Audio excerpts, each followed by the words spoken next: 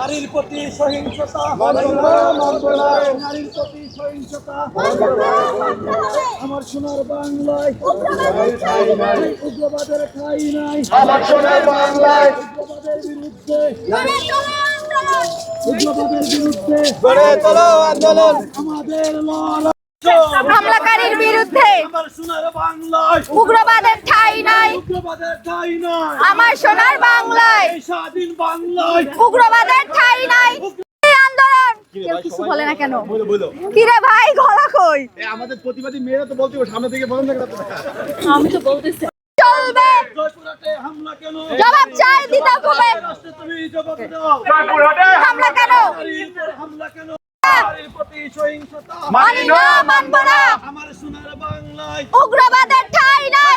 সময়ের একটা যুদ্ধ, সেটা পুরুষদের ক্ষেত্রে নারীদের ক্ষেত্রে একইভাবে, কর্মস্থলে হোক, নিজের সহপাঠী হোক অথবা খেলার মাঠে আমরা দেখছি যে নারীরা কোনো জায়গা থেকে তাদের সহিংসতার যে ধারা, নারীরা এটাতে কখনো রেহাই পাচ্ছেন না, যার সূত্রপাত দেখা যাচ্ছে জয়পুরহাটে হিলিতে মেয়েদের খেলাকে কেন্দ্র করে। এবং এই মেয়েরা কিন্তু বাংলাদেশের পুরুষ ফুটবল টিম যেটা কখনো করতে পারে, এই মেয়েরাই কিন্তু বাংলাদেশকে সাব চ্যাম্পিয়ন জয়ী করছে, এশিয়ান চ্যাম্পিয়নশিপে খেলছে এবং অন্যান্য নানান ধরনের সফলতা তারা বাংলাদেশ ফুটবল তথা বাংলাদেশের জন্য নিয়ে আসছে।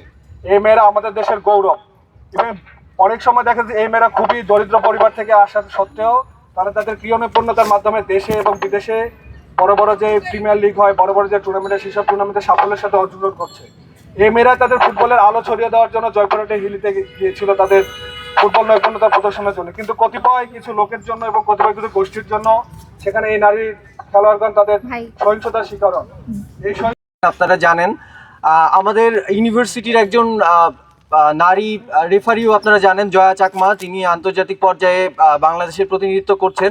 এত কিছুর পরেও যখন আমরা দেখি যে আমাদের দেশে প্রান্তিক পর্যায়ে একজন নারী খেলোয়াড়ের প্রতি সহিংস আচরণ করা হচ্ছে, একটা ধর্মান্ধ একটা মৌলবাদী গোষ্ঠী নারীদেরকে সবসময় চায় যেন তারা ঘরে আবদ্ধ হয়ে থাকে। তো আমাদেরকে আসলে সবসময় সেই উগ্রবাদের বিরুদ্ধে, সেই মৌলবাদের বিরুদ্ধে প্রতিবাদ করতে হবে।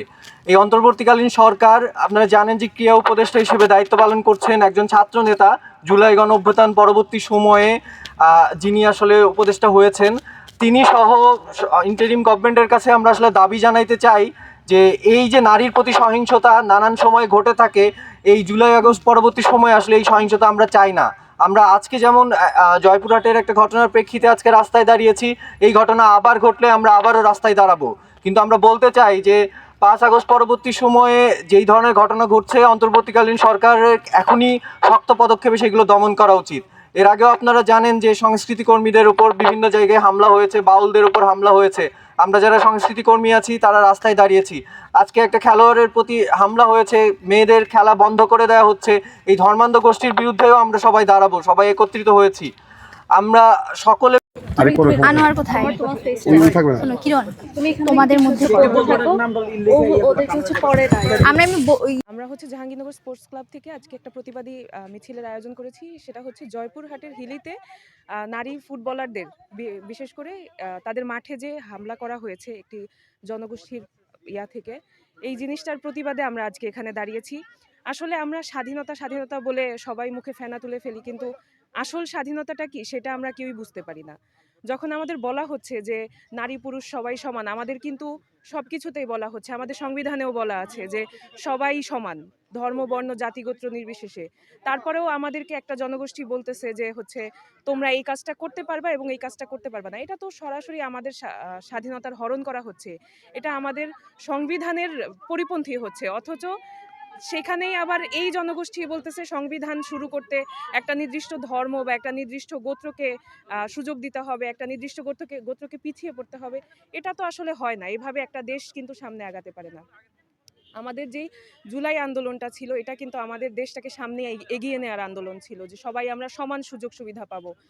সেই ক্ষেত্রে নারীদের কেন আমরা পিছিয়ে দিতে চাচ্ছি? এইভাবে নারীদের পিছিয়ে দিলে তো আমরা সামনে এগোতে পারবো না। বেগম রোকেয়া যখন বলেছে যে হচ্ছে নারী পুরুষ হচ্ছে একটা গাড়ির 2 চাকার মতন, সেক্ষেত্রে যখন আপনারা একটা চাকাকে পিছিয়ে ফেলে রাখতেছেন, তখন তো আমরা এই গাড়িটা সামনে আগাতে পারবো না। সেক্ষেত্রে আমাদের সবাইকে সহিষ্ণু হতে হবে। নারী শিক্ষার্থীরা নারী খেলোয়াড়রা তাদের খেলা অবশ্যই খেলবে, তাদের খেলায় কেন আপনি বাধা দিবেন না? আপনি স্বাধীন, আপনার ভালো লাগছে না আপনি সেখানে যায়েন না, আমার ভালো লাগছে, আমাকে আমার কাজটা করতে দিন। ধন্যবাদ।